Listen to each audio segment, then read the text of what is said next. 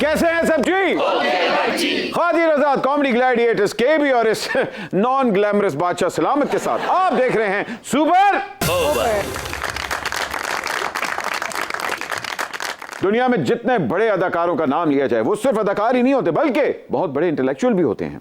Social behaviour हो या international affair, हर चीज पे उनकी गहरी नजर होती है, इसलिए आम जिंदगी में वो जो कहते हैं वो लिटरेचर बन जाता है। यस बट जी, Charlie Chaplin, Morgan Freeman, Marlon Brando, Nicolas Cage, Amitabh Bachchan और शाहरुख खान, इन सब की कही बातों को कोट किया जा सकता है लेकिन तुमने मेरी कही हुई बातें नहीं सुनी। बट जी मेरे पास टाइम नहीं है। बट जी अब बहादुर अगर हमें एक्टिंग सीखने के लिए पूना भेज देते तो हम नसीरुद्दीन शाह, ओम पुरी और शबाना आजमी के बैच मेट होते और पैरेलल फिल्मों में सत्याजीत रे और श्याम बेनेगल की फर्स्ट चॉइस होते। शाम बैगल नहीं, शाम बेनेगल। और चंगा है उनकी जान छुट गई क्योंकि ਤੁਹਾਡੇ ਅੱਬਾ ਹਜ਼ੂਰ ਨੇ ਨਾ ਤੁਹਾਨੂੰ ਸਿੱਧਾ ਆਗਰਾ ਤੋਂ ਨਾ ਚੇਤਰਾਮ ਰੋਡ ਕੱਲਿਆ ਜਿੱਥੇ ਤੁਸੀਂ ਹਾਲੇ ਤੱਕ ਕਰਨਾ ਟਿਕੜਦਮ ਕਰਦੇ ਪਏ ਹੋ। हद मुगलों की सुनहरी तारीख में अपना आमियाना और बदतमीजाना रंग घोलने के जुर्म में गुस्ताख बट का सत्ता ही भेजा निकाल कर शीफे के यहाँ टकाटक बनाने के लिए भेज दिया जाए और आज का सिपासनामा पेश किया जाए। खादिर आजाद आज सुपर ओवर में सुपर इनिंग खेलने आ रही हैं एक सुपर मॉडल, एक एवरग्रीन एक्ट्रेस। इसके साथ साथ सोशल इश्यूज पर उनका बड़ा गहरा मुशाहिदा है, इसके साथ साथ बड़े क्लियर पॉलिटिकल व्यूज भी रखती हैं। आपकी भरपूर तालियां, प्लीज वेलकम इफ़त उमर।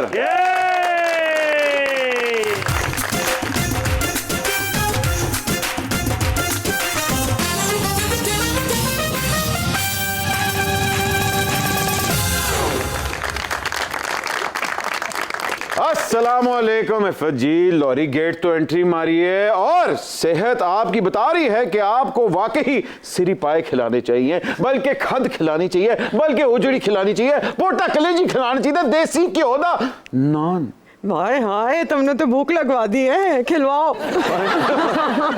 बादशाह देख बली में तो रोटी खुली है। मैं उन्हें वेख इफ़त उमर के सामने हमें डिग्रेड मत किया जाए, हमारी तारीफ करो। क्यों ताड़ा उर्स है, वैसे भी उनको बादशाह सलामत पसंद नहीं है। वो बादशाह सलामत ही हैं जो मुझे पसंद नहीं है। खादिर हज़रात इफ़त जी आ गई हैं, लेकिन उनके साथ एक यंग तरंग, एक कह ले कि न्यू कमर, बल्कि न्यू कमर भी नहीं, एक मैं कहूंगा कि ब्रिलियंट रैपर है। पंजाब से इनका ताल्लुक है, आते साथ ही उन्होंने अपने रैप से अन्नी मचा दी है। प्लीज आपकी भरपूर ताली में वेलकम 6 फुट 2 गबरू नौजवान मानू।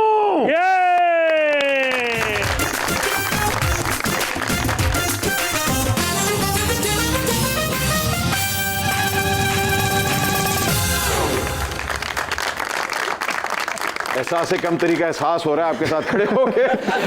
6 फुट 2 या 3 इंच। ओ माशाल्लाह, मेरे ख्याल पाकिस्तान का सब तो बड़े रैपर किसी। मुझे बताएं इफ़त जी, ये जवानी का स्टे ऑर्डर कहाँ से लिया? डॉक्टर से। डॉक्टर हारून। इफ़त जी आपने जो एक्टिंग से ब्रेक लिया हुआ है वो खत्म हो चुका है या एक्सटेंशन ले लिए? बिल्कुल खत्म हो चुका है। मेरा मतलब कि एक्टिंग अब बिल्कुल खत्म हो चुका है। मगर वाकई इस तरह के रोल मिल ही नहीं रही या आप करना नहीं चाह रही? मिल नहीं रहे। अरे सीरियसली देयर इज नथिंग जो आपको अंदर से कंपेल करे ये काम करने के लिए। और जब मैं इस काम पे तनकीद करती हूँ, इसकी बुराई करती हूँ, तो हट के करनी चाहिए। वही काम आप खुद भी कर रहे हो, फिर बनता नहीं उस पर तनकीद करना। ये भी है। सो इट्स बेटर कि आप साइड पे हो जाओ और फिर जो उसमें बुराइयां उसके बारे में बात करें। तो आइए सुपर ओवर का आगाज करते हैं प्लीज। इफ़त जी आपकी बात को ही आगे बढ़ाते हैं। आपने कहा कि वही रोल, वही ड्रामे और वही घिसे पिटे डायलॉग, लेकिन आप वही काम करती हैं, अब आप उसके खिलाफ हैं। ये क्या ट्विस्ट है? देखो अब मेरी जो एज हो गई उसमें वैसे ही रोल्स इस एज के लिए कम लिखे जाते हैं। 26 आगे। नहीं, आई एम 50। और वो कुछ उनमें ऐसा है नहीं है जिससे आप कोई माशरे में तब्दीली कर Inspiration? सकें अच्छा, okay. या कोई मैसेज दे सकें। हमारे स्क्रिप्ट इतने घटिया हो चुके हैं और इतने बुरे हो चुके हैं कि वो सिवाय रोती औरतों को दिखाने के और जालिम सासों को दिखाने के और कुछ कर ही नहीं रहे हैं। अच्छा मुझे बताएं, आपने बहुत दफा अपने को स्टार्स के खिलाफ भी बोला है। मसलन अभी हाल ही में फिरोज वाली जो हुई थी कंट्रोवर्सी, उसके अंदर आपने फिरोज के साथ काम भी किया, लेकिन बाद में आपने उसी के रोल को आपने कहा कि मैं इसको इंडोर्स नहीं करती। मेरा जब ये स्क्रिप्ट मैंने पढ़ा था और जब हमारी इस पर डिस्कशन भी हुई थी, तो वो मार कुटाई वाली बात पे मैंने तब भी कहा था कि इसको मत करना इस तरह, और मैंने फिरोज को ये बात कही भी थी कि इसको इस तरह मत करना, इसको बहुत लाइट तरीके से करना। एक बड़ा वायलेंट सीन था, बहुत वायलेंट सीन था, और लेकिन तब आपने क्यों नहीं वॉकआउट किया? बिल्कुल, क्योंकि उस वक्त मैं कमिट कर चुकी थी और मेरे वॉकआउट करने से सिर्फ मेरा पॉइंट नहीं बनना था, बहुत सारे लोगों का नुकसान होना था। अरे अच्छा। तो ये तो मैं नहीं कर सकती कि as professional I commit and then I walk out. मैंने अपना एहतजाज रिकॉर्ड करा दिया था और एहसन को भी मैंने ये बात की थी, लेकिन उसके बावजूद जो एक्टर है उन्होंने अपनी मर्जी की और उसका रिजल्ट देख लें फिर। हाय हाय, और आपके खिलाफ रजीम चेंज ऑपरेशन आ गया। Manu, welcome to the show. Classical singers Ustad Salamat Ali Khan से इंस्पायर होते हैं, प्लेबैक सिंगर्स मोहम्मद रफी से इंस्पायर होते हैं, गजल सिंगर्स मेहदी हसन से इंस्पायर होते हैं, ए रैपर किंदे तो इंस्पायर होते हैं? फारिश शफी से। हाय, और आपसे भी बचपन में तो आपके ईपी के गाने सुने हुए। हाय, बचपन में मैं अड्डा बुड्ढा भी नहीं की, मतलब तेरा है। मान दो अब नहीं, मैं भी सुकून आ जाएगा लाइफ में। मैं भी अभी अपनी 30s में हूँ। बच्ची, आज सुपर ओवर शो में इफ़त उमर ने बता दिया आई एम 50, लेकिन आज भी 20 की लग रही है। लेकिन तू अपनी क्यों नहीं उम्र सही दसता है?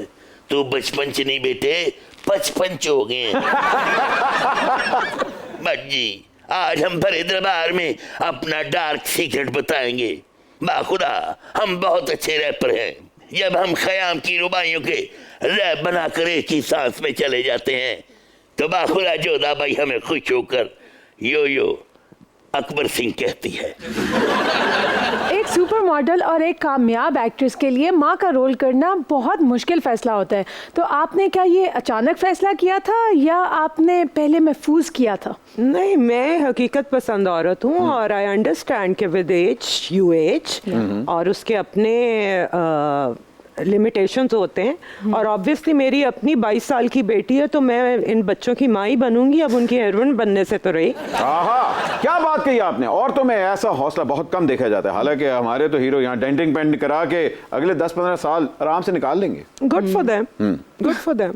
इफ़त उमर नसीरुद्दीन हमायूं बिन ज़हीरुद्दीन बाबर के फर्जंद अर्जमंद जलालुद्दीन मोहम्मद अकबर शुरुद्दीन से ही आपके बेमिसल हुस्न का दीवाना है। आपने कहीं मुझे अनारकली तो नहीं समझ लिया? बाखुदा झाड़ की सर्द रातों में तखय्युल की सर्द छीलों की तहों में उतरकर लफ्जों के मोती निकालकर आपके लिए माला परोई है। पेश कीजिए। साजिंदो, मेरे साथ ऐसे संगीत करो जैसे मियां शहबाज के साथ बिलावल भुट्टो कर रहे हैं।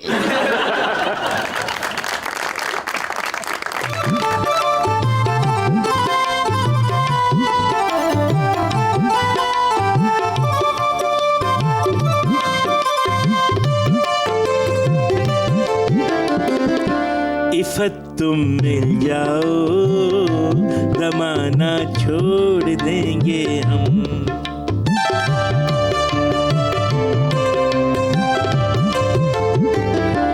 इफ़त तुम मिल जाओ ज़माना छोड़ देंगे हम, तो इन जलसों पे और धरनों में जाना छोड़ देंगे हम। इफ़त तुम मिल जाओ ज़माना छोड़ देंगे हम।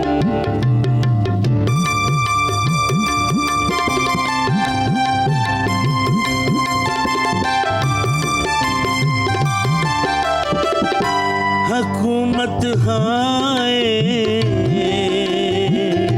हुकूमत हम पे और कितना न जाने बोझ डालेगी, हुकूमत बोझ डालेगी।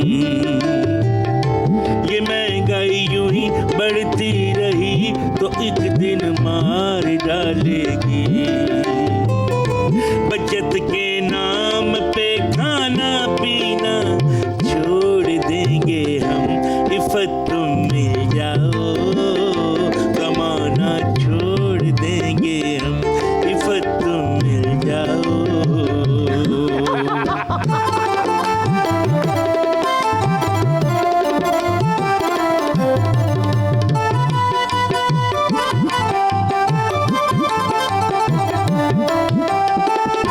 सभी कहते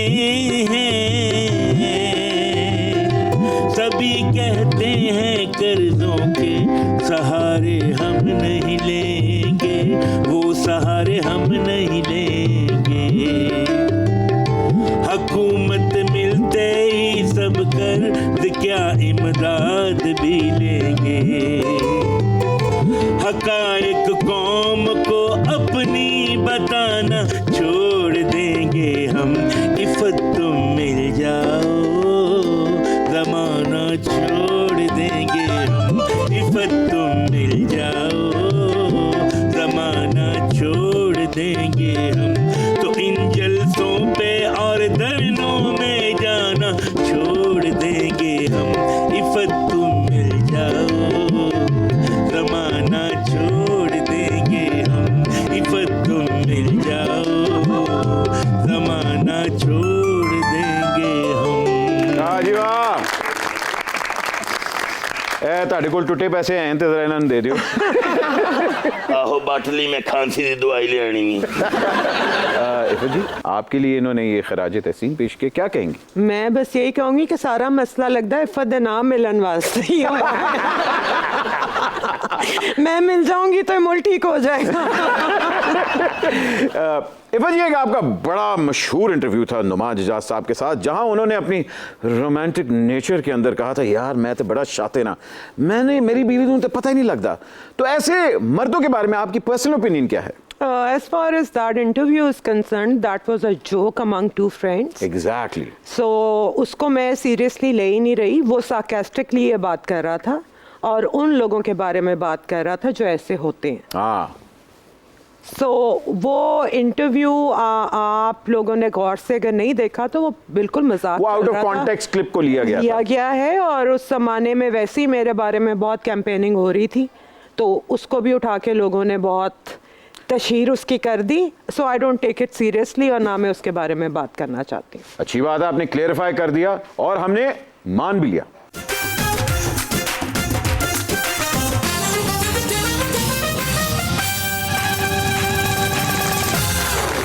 अहमद मैं वॉकआउट कर क्यों? इनको क्यों बुलाया है? सुन तो लें। आप वॉकआउट ना करें, मेरे घर की तरफ कैट वॉक करें। बट जी हाथ आगे करो यार, ये खा लो, मैदे के लिए अच्छा होता है। बट तुम्हें बताऊं वफा के मैनी क्या है? क्या? दुनिया में ना मिलने वाली चीजें, छोटी मक्खी का शहद, मियां नवाज शरीफ की मनी ट्रेल, आज भी दूसरे तीसरे नंबर पे है, लेकिन आज भी पहले नंबर पे सिर्फ वफा है। राइटर कमर? राइटर कमर, हाँ राइटर कमर। मुशक्कत की चक्की में पिसकर औलाद की खातर औरत की हर बेवफाई बर्दाश्त करने वाले मर्द की एक ही पुकार, राइटर कमर, राइटर कमर, राइटर कमर। आज जी देखो शबस्तान ते प्रिंस सैंडविच शानदार नुमाइश जारी है, राइटर कमर, राइटर कमर, राइटर कमर। वाह वाह वाह, हाथ सुट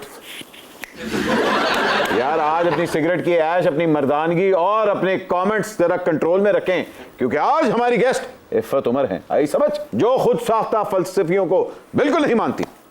तुम्हें पता नहीं बट मैंने अपने घर में बाज़ शख्सियात के प्रोग्राम्स देखने पर पाबंदी लगा रखी। अच्छा। उसमें एक बुजुर्ग सहाफ़ी और एक एक्टर कम होस्ट जो औरतों को खामदों के खिलाफ पट्टियां पढ़ाती है। ओहो, एक्सक्यूज मी, ये आपका इशारा किस तरफ है? मेरा इशारा उसी की तरफ है जो सहाफ़ी खुद तो खबरें देता ही है, पर उदियां चिड़ियां भी खबरां टुकदियां ने। ये ताने बाने कहाँ मिल रहे हैं? नजम सेठी।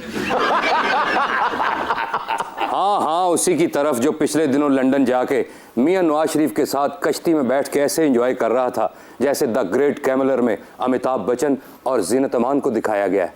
ओ मोरे मियो ट्रोम्पाटी ट्रोम्पा बस इतना ही आंदा। तो आप साफ क्यों नहीं कह रहे नजम सेठी? समझदार के लिए इशारा ही काफ़ी होता है जानू।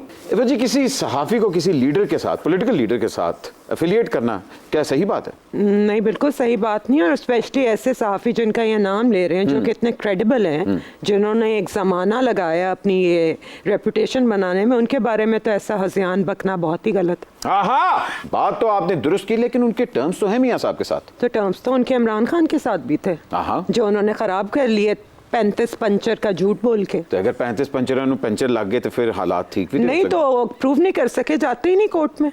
अरे कोर्ट तो वो तो आ भी नहीं रहे ना। कौन नहीं आ रहे? वो लंदन में वहीं बैठे हुए हैं अभी तो तक। उनका दिमाग खराब है इन हालात में यहाँ। क्यों आए? आना चाहिए ना। नहीं, बिल्कुल नहीं। जब इस तरह की यहाँ पे इश्तियाल अंगेजी फैलाई हुई है इस फितने ने, हाँ। तो उनको बिल्कुल नहीं आना चाहिए। हेलो, सुखी जगह तो तिलकन वाले बात सुन।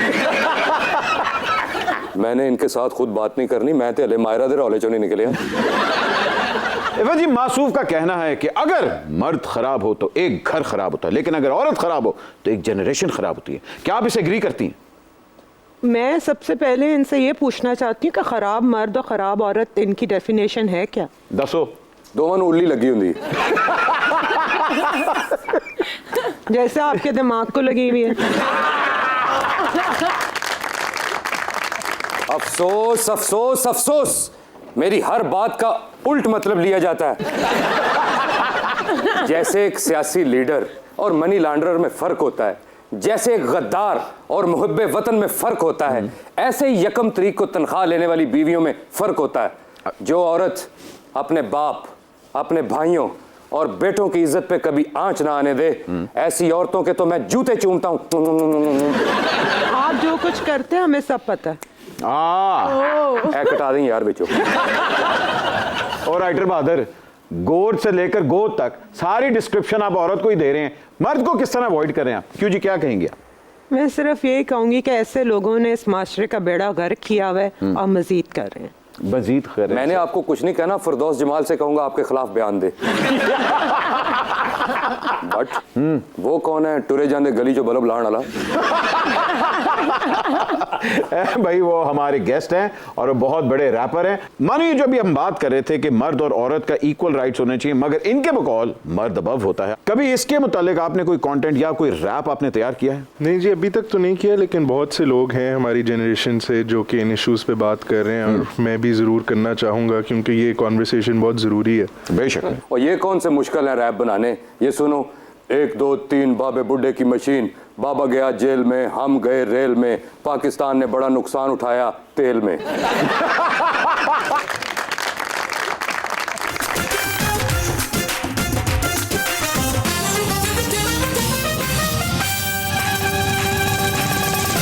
अस्सलाम वालेकुम। वालेकुम अस्सलाम। बट माशाल्लाह आज तो बहुत अच्छा लगा है। अरे। तुमने शबाना के लेवल की मेथड एक्ट्रेस इफ़त को बुलाया हुआ है।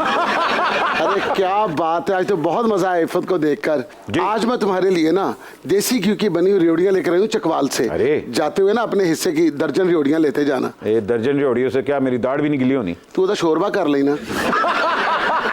लोगों ने कही जे मिठा कीमा खा रहे हैं। आप कहाँ से इफ़त उमर की बैचमेट बन रही हैं? हसन जहांगीर को जॉर्ज बॉय समझने वाले रंचो लैंड के हाफ बॉयल बट नजरियात 2 मुख्तलिफ टाइम जोन्स के रहने वालों को भी मिल सकते हैं। अच्छा, तो अब आप इफ़त जी का दिमाग खाने आई हैं। इतने अहम स्लॉट पर बैठकर कोई अहम बात करने की बजाय कोई ढंग की बात भी कर लिया करो। दिमाग खाना, खद खाना, मगज खाना, इससे तुम्हारे ना इंटेलेक्चुअल लेवल का पता चलता है। मेरे बस में ना तो कारपोरेशन वालों को कह के तुम्हारे लिए ऐसा नाश्ता लेकर आऊं जिसे खाकर सारा दिन बेहोश पड़े रहो।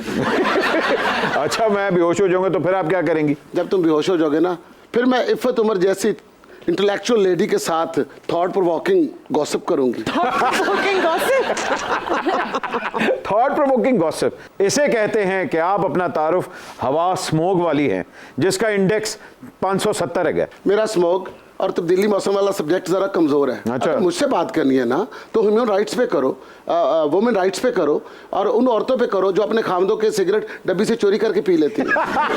ओ मैनू आज पता चलिया क्यों ताड़ी भाभी कहती है डब्बी साइड ते रख के सौ जाओ। पता है भट्ट जी, शबाना, इफ़त, मैं और निदा चौधरी, हमने हमेशा इश्यू ओरिएंटेड काम किया है। और इफ़त और शबाना तो ठीक है, ये निजात चौधरी किस इशू पे काम करती वो हैं? जो काम करती है ना उसका इशू बन ही जाता है। मैं डोमेस्टिक वायलेंस के बहुत खिलाफ हूँ। मेरा क्लेम है कि पिंडे के ऊपर ना आगा तालिश की तरह पर सिगार लगा लें, लेकिन चेहरे पे टच ना करें। मैंने इन इश्यूज पर ना बहुत जनरलाइज किया है। अच्छा, क्यों पिंडे पे सिगार लगाना डोमेस्टिक वायलेंस में नहीं आता? और नहीं, कभी जाके मौत के कुएं पर ना ख्वाजा सराओं के पिंडे देखो, उनके एग्जामिनर बनो, फिर तुम्हें पता चले उनके पिंडों के ऊपर निशान देख के ऐसे लगेगा जैसे शदरे का नक्शा बना हुआ है। वैसे बट ख्वाजा सराओं की भी क्या जिंदगी है। ब्लेड के साथ जिस आशिक का नाम बाजू पे लिखते हैं, बाद जो पता लगता उस आशिक का किधरे और ब्याह हो गया। ख्वाजा सरों को बीच में मत लाएं, उनकी जिंदगी वैसे ही बहुत मुश्किल। बस आप अपनी बात करें, ये इतराज तो ख्वाजा सरा को होना चाहिए ना। मैं ख्वाजा सरा है मेरा भरा। तुमने ख्वाजा सराओं के आशिकों के ना अभी तक मिसाइल नहीं देखे। उनको अपने बाजू के ऊपर दो नाम लिखवाने पड़ते हैं। अच्छा। एक ख्वाजा सरा की जन्म पर्ची वाला और दूसरा बाद वाला। अरे ये ख्वाजा सराओं की वाकई क्या जिंदगी। कभी कभी तो ख्वाजा सराओं से ब्लेड के साथ नाम लिखते हुए स्पेलिंग भी गलत हो जाते हैं। सबा कमर लिखना था, खलील कमर लिख लिया। मुझे उस प्रोग्राम की बहुत खुशी हुई थी जिस प्रोग्राम में ना इफ़त ने आयजा को थप्पड़ मारने पर सवेरा की क्लास ली थी। आपको किस बात पे खुशी हुई थी? तो मैंने पता अदनान सिद्दीकी मेरा मुंह बोला क्रश है। मुंह बोला क्रश अदनान सिद्दीकी है, थप्पड़ आयजा को पड़ा था। लो बट आज तुम्हारे शो में एक न्यूज़ ब्रेक कर रही हूँ। जी जी। तुम्हें पता कि मेरे पास तो में जो आयजा का रोल था वो खलील रहमान कमर ने मेरे लिए लिखा था। अल्लाहु अकबर। मैं और ये आपको क्यों नहीं मिला? बस वो कहानी सुनते सुनते ना मैं उनकी आधी डब्बी सिगरेटों की पी गई। उसने ऐसे किया, कहता आउट। उसने कमरे से आउट कहा था, मैं स्क्रिप्ट से हो गई। इफ़त जी, अगर आपको कोई इस तरह का रोल ऑफर हो जिसमें एक मेहनत करने वाला लॉयल हस्बैंड अपनी वाइफ का बड़ा वफादार है, लेकिन कुछ पैसों के लिए उसकी बीवी उसको छोड़ के चली जाए, ऐसा रोल करेंगे आप? I am an actor, I can do any role. लेकिन उस ड्रामे में ये मसला नहीं था। उस ड्रामे में ये मसला था कि एक गलती की माफ़ी जो मर्द को मिलती है उसी तरह औरत को भी ट्रीट करना चाहिए। और 2 टके की औरत कोई नहीं होती। और ये अल्फाज बिल्कुल इस्तेमाल नहीं करने चाहिए। स्टोरीज तो हर तरह की जमाने में लेकिन होती स्क्रिप्ट में तो बहुत से इससे भी ज्यादा हार्श वर्ड्स अक्सर इस्तेमाल होते हैं। तो नहीं होने चाहिए ना। 2 टके की औरत कोई नहीं होती। गलती इंसान से हो जाती है पर वो उसे 2 टके का नहीं बनाता। मगर 2 टके का मर्द होता है? नहीं। 2 टके का मर्द भी नहीं होता? नहीं। मैं आपको दिखाता हूँ। और नहीं, इसके बारे में तो कहते हैं टगेदा नहीं गा। बट इस टके छुपे अंदाज में जलालुद्दीन मोहम्मद अकबर की तौहीन मत करो। मानू, आप मुझे बताएं, रैपर्स की दुनिया में आप अभी फेयरली यंग हैं, लेकिन रैपर्स की ये जो मूवमेंट जारी है, इट चुको अब रैपर ही रैपर आ रहे हैं, ये एकदम इंकशाफ हुआ या पहले से प्लान था? नहीं, ये एकदम ही हुआ है। मतलब कुछ रैपर तो हैं जो पिछले 10 साल से मेहनत कर रहे हैं, लेकिन मेरा ख्याल है वो रैप एक इस तरह का जॉनरा है जिसके बनाने के लिए आपको बहुत ज़्यादा इक्विपमेंट और बहुत सारी उस तरह की चीज़ें जो कि बाकी म्यूज़िक बनाने के लिए चाहिए होता है, जैसे कि स्टूडियो और इंस्ट्रूमेंटलिस्ट ये वो। इसमें थोड़ा सिंपल है, आपको इंटरनेट से भी इंस्ट्रूमेंटल्स मिल जाते हैं, आप उन पर लिख सकते हैं। तो उस सेंस में इसलिए अब ये अच्छी बात हिप हॉप की ये है कि हर क्लास से लोग आ रहे हैं, क्योंकि वो थोड़ा आसान है, डेमोक्रेटाइज्ड है। इफ़त जी वाला जो पॉइंट है कि सोशल इश्यूज पे जो बात की जाती है, अक्सर रैपर्स जितने भी हैं वो ज्यादातर पॉलिटिकल और सोशल इश्यूज पे बहुत रैप करते हैं। इसके लिए आप खबरें पढ़ते हैं या जो ब्रेकिंग न्यूज आ रही होती है वही रैप में डाल देते हैं? नहीं, जो रैप है वैसे तो वो एक काउंटर कल्चर के तौर पे ही निकला हुआ है, तो वो अगेंस्ट मतलब कोई भी नाइंसाफी के अगेंस्ट हो सकता है।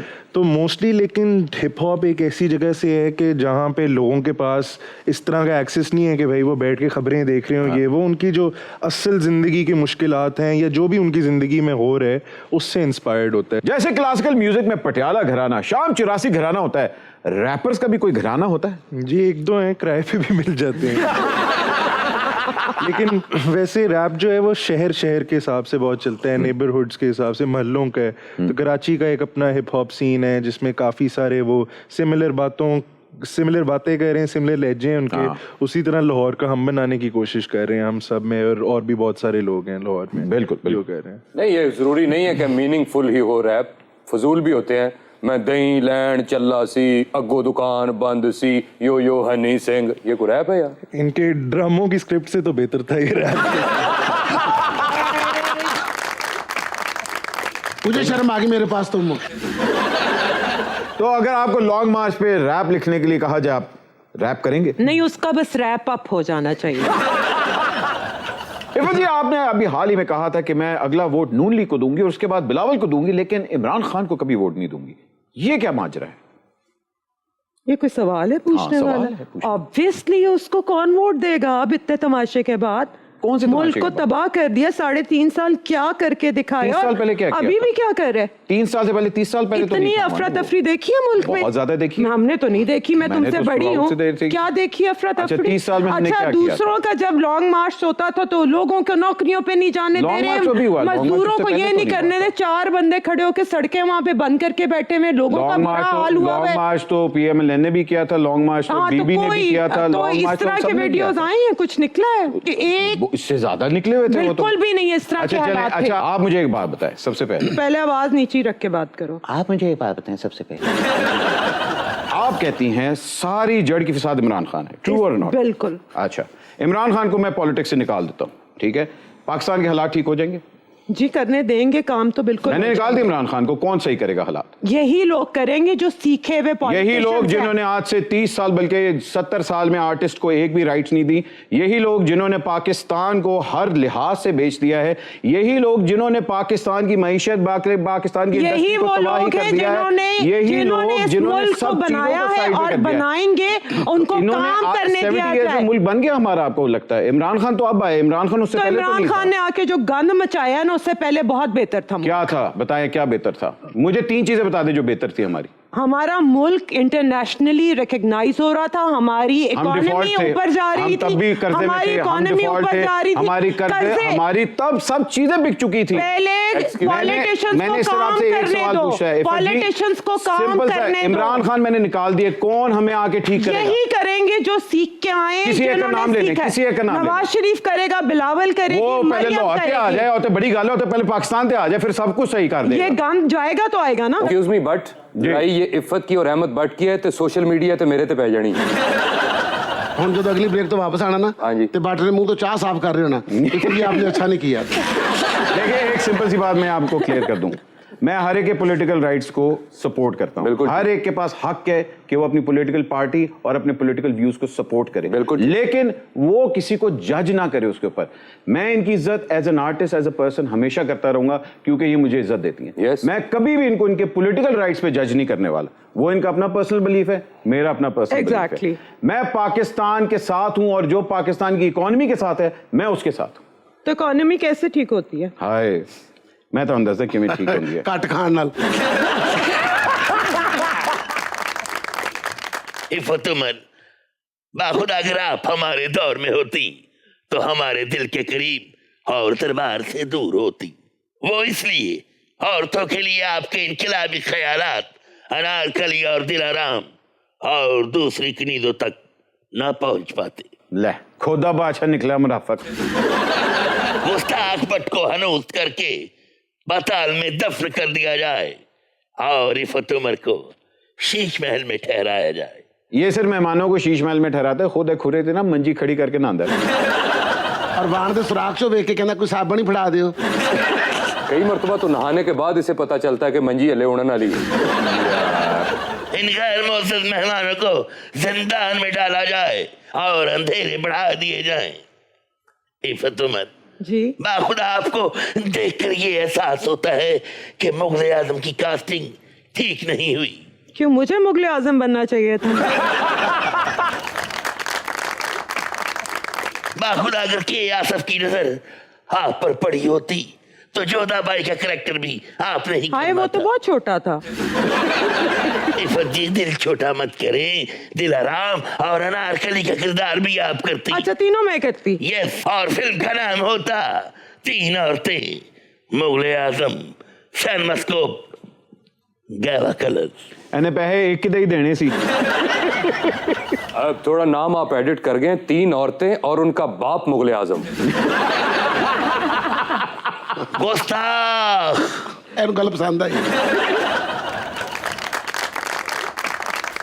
Dum dum dum dum dum, bang, dum dum dum dum dum, dum dum dum dum dum, bang, dum dum dum dum dum, dum dum dum dum dum, पैंग डम डम डम डम डम। इकलौती बेटी हूँ रस्तूर की, बात करती हूँ बस मैं इशू की, सो उतार दी गई मेरी खल, जरा देख ले आके परवाने,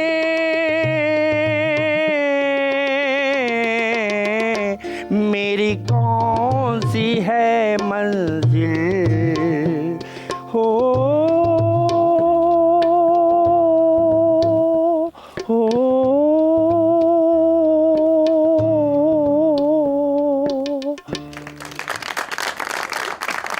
ओ यार मम्मी तुम फिर आ गई हो। सिर्फ मम्मी नहीं, साथ पापा भी आया है और मेरा मकसद है गोरकन भी आया है। ओ भाई किसकी मम्मी है आप? मैं अरस्तु की इकलौती बेटी हूँ और पैरेलल क्वीन।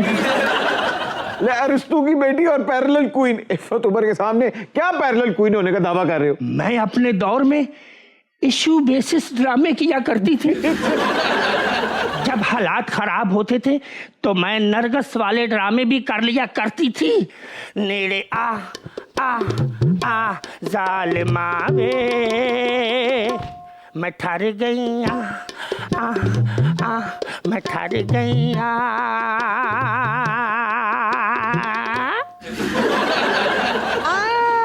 इसकी कब्र से अक्सर थंडर क्लैप की आवाजें भी आ रही होती थी। ओ भाई ये क्यों बार बार आ जाती है? ओ क्या बताऊं साहब, जब से गोरकन का काम संभाला है रोज इसे दफन करता हूं और ये रोज बाहर निकलकर भटकती है। मुझसे पहले मेरे अब्बू भी यही काम करते रहे हैं। तो कौन सी ऐसी चीज है जो इसे टिकने नहीं देती?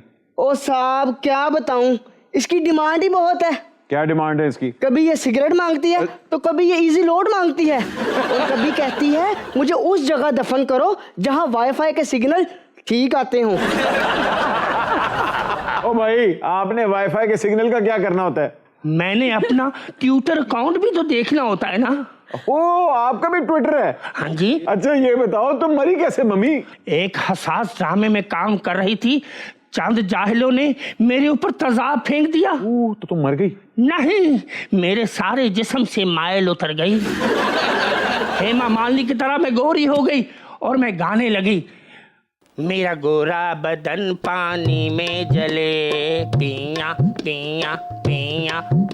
मेरा गोरा बदन पानी में जले, पानी में जले और आंख बले। मेरा गोरा बदन, हाय अल्लाह। फिर लोगों ने मुझे अबू रस्तू का जूता जहर पिला दिया। अच्छा फिर तुम मर गई ना? नहीं, मेरा हाजमा दुरुस्त हो गया और अफारा खत्म हो गया। तो फिर लोगों ने मुझे जिला वतन कर दिया। फिर तो तुम जरूर मर गई होगी। नहीं, फिर मैं पाकिस्तान आके सियासी पनाह ले ली तो फिर मैं गुर्बत से मर गई। तो फिर यहाँ क्या करने आई हो? मैं यहाँ कन्फेशन करने आई हूँ। किस चीज का कन्फेशन? अब्बा का अरिस्टोटल मैसेज लेके आई हूँ। अच्छा अरिस्टोटल का क्या मैसेज है? अब्बा ने कहा था अगले जमाने में एक इफ़्फ़त आएगी, उसे 21 तोपों की सलामी देना, था था था और रक्स करके बताना। मैं आहूं सनदी कलेशन को डर देने में थोए आशिक लोग, खब्बी अख मीटा ते होण कई फै, सज्जी अख मीटा ते मारा सारा शहर कलेशन को कलेशन को कलेशन को कलेशन को। कादिर आजाद आज यादगार इनिंग खेली गई है। वाकई सुपर ओवर में इफ़्फ़त जी ने छक्के पे छक्का मारा है और मनु ने भी छक्के पे छक्का मारा है। प्लीज आप लोगों के लिए तालियां।